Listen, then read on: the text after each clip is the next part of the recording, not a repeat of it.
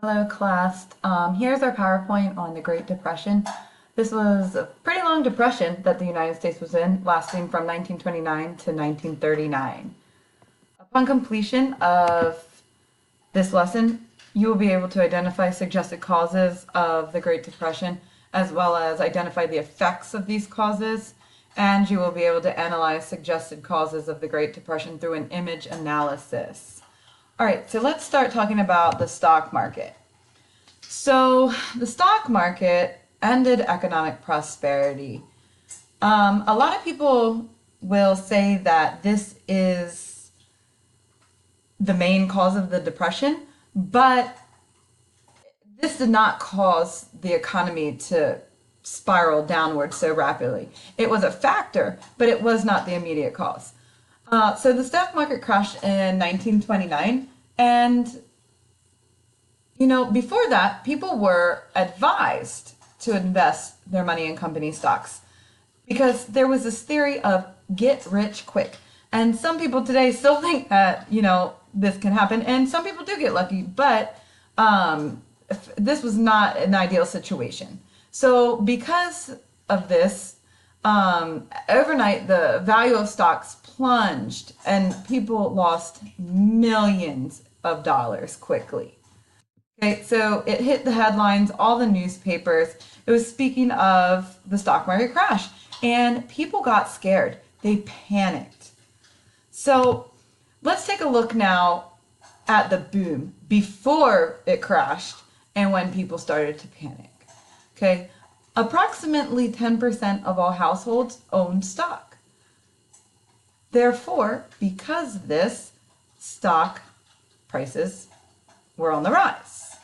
Now, investors had lacked money to purchase these stocks, these shares, so they bought on margin. So basically, when you buy on margin, a lender is letting you borrow the money. So you actually don't have this money at hand, and the brokers were like, okay, here, well, you only have to pay a fraction of it, and then, you'll just borrow the rest. The problem with this is that if the stocks rise, they could sell later. If the value fell, brokers could not pay off their loans. So in our situation here, the stock market crashed, okay? And investors began selling their stocks. So all these sales made the value of the stocks fall. People could not pay their loans from the brokers who bought on margin, and this forced investors who bought on margin to sell their stock. And the result of this was that prices were steadily declining. Now, I'm sure you've heard of these terms before: Black Thursday, Black Tuesday. Black Thursday is the start of the crash. On October 24th, 1929, investors sold almost 13 million shares of stock. By Black Tuesday, October 29th, 1929, we now have, I guess, an official date for the start of the Depression. And because of all the panic selling from our buyers on margin, the New York Stock Exchange shut its doors to stop panic selling. Now, the Great Depression wasn't just in the United States. It was a worldwide economic slump, which brought hardships to many Americans during the 1930s. And our nation, along with a lot of the world, because we did, we basically raised tariffs on trade, and other countries couldn't afford to trade with us anymore. So we have a huge economic crisis at hand. And, like I previously said, the stock market crash did not cause the depression alone. It basically shook the confidence in the American economy. And then we have many other factors, 7 that I can think of to be exact, that are going to really shape why the depression is occurring. So we're going to take a look at the factors that caused the depression.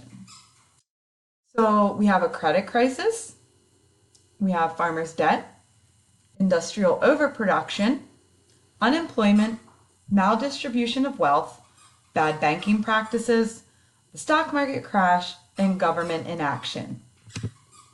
Now, the credit crisis. This credit basically created an illusion of prosperity.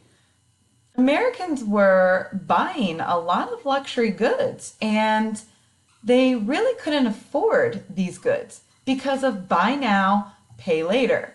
So installment plans allowed Americans to make purchases without cash.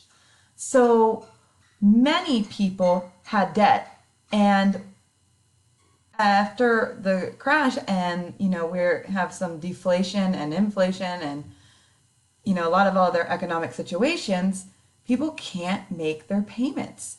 So because of this buy now, pay later concept, there was a culture that was like a theory, like it was ideal, it was an illusion that there was this unnatural demand for goods, which led to eventual overproduction. And a problem arose when the consumer credit was exhausted. And then the banks closed down. So there was no money to really be loaned out either. So we have this huge credit crisis. And it's going to play into why farmers go into debt. Okay? We have an overproduction of crops. Farmers had to transition out of a wartime society, and we were feeding World War I. So farmers had bought with installment plans equipment and tools to make their production faster, to gain a crop surplus. Okay? And during World War I, we had a huge demand for all this agriculture. But as the depression occurs, okay, the surplus in crops are no longer in demand. And that's going to result in lower prices for these goods, which is going to mean there is deflation. Now, the loss of wartime markets was a major cause of this. And eventually, because the farmers had to sell their crops at a lower price, they weren't making money, they couldn't pay their mortgages, they couldn't pay off their debts, they faced foreclosure, and these farmers lost their land. They lost everything they had. And because of their mortgage default and their debts, they had nothing. They were at zero. Now, we have this industrial overproduction. There was a post-war buying boom that no longer existed, okay? The buying on credit wasn't happening anymore, and business slowed. However, production did not. Consumer cutbacks on purchases reduced the sales. But, the industries, they were still producing all these goods.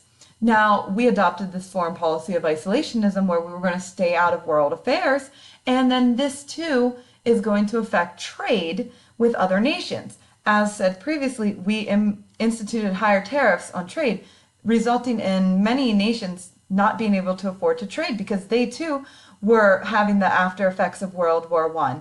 And no one is buying these products anymore. So if people aren't buying the products, they're gonna not, the businesses are not going to need as many employers, which is going to cause unemployment. When there's unemployment, poverty increases. And the nation is going to see widespread homelessness. And this is going to be seen in Hoovervilles and shanty towns. The hobo will come into existence. And the overall cost of living increased. People couldn't afford to live their lives anymore. And the issue here is the cost of living increased, but people's wages did not reflect the cost of living. Now, we also have a maldistribution of wealth. In the 1920s, the average worker output increased, but wages did not. Hence why there were a lot of people who joined labor unions and they were striking for better wages. So workers were working harder, but they were working basically for less. So there's huge profits that go to expansion and, increasing the production and these businesses growing instead of higher wages for the workers. So the wealthy stayed wealthy and the middle class, the poor, got poorer. And there was this trickle down theory that if you started at the top, the money would eventually make its way down to the bottom. Well, that theory did not work.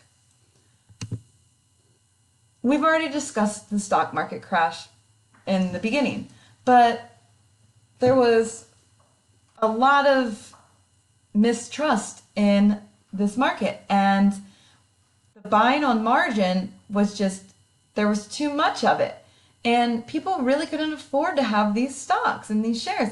And because of this caused inflation. So the value in money wasn't worth as much. So people needed more money to buy things. And eventually there's going to be panic selling, but nobody is buying. And because of this, share prices then deflated. They lost their value and margin loans eventually became due, but people could not pay their debt. Now, I would say one of the major issues of the Great Depression and the causes is the banks. Okay, banks were not regulated like they are now. They weren't insured. There was no FDIC protection to people who made deposits and kept their money in the banks. Banks were independent, and many risky loans were issued. Banks played the stock market as well, and they got their money from consumer deposits. And that constant flow of money is what kept the banks going.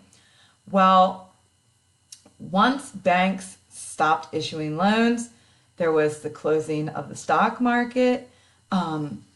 People weren't paying their debts. There were foreclosures on mortgages. Over 11,000 banks end up closing because of the stock market crash. There was no more money in the banks because they were investing their money in the stock market. Okay, so people were rushing to banks to take out their money, but then they couldn't get their money because the banks had no money. So again, the people are left without any money. And then we have government inaction. Hoover did not do pretty much, he really did nothing to help the people. He believed in this rugged individualism and that people shouldn't depend on the government for assistance. And laissez-faire policies were instituted towards banking and the stock market. And then we also have a bad tariff policy. Like I said, he raised the tariffs on trade. If you raise a tariff on trade, other nations aren't going to be able to buy anything from you. And basically what Hoover is going to do is start a trade war. And it's just horrible for the economy. Nothing's going to change under Hoover. So a lot of people are extremely disappointed in him. And that's why a lot of the nicknames of different things that happened during the Great Depression, such as these shanty towns to be called Hoovervilles, they're basically a reflection of the lack of government inaction from Hoover. So as we go on in learning about the Great Depression, you'll learn some more details. This was just a basic overview of what caused the Great Depression. I hope this helped. If you have any questions, please feel free to contact me. Thanks. Bye.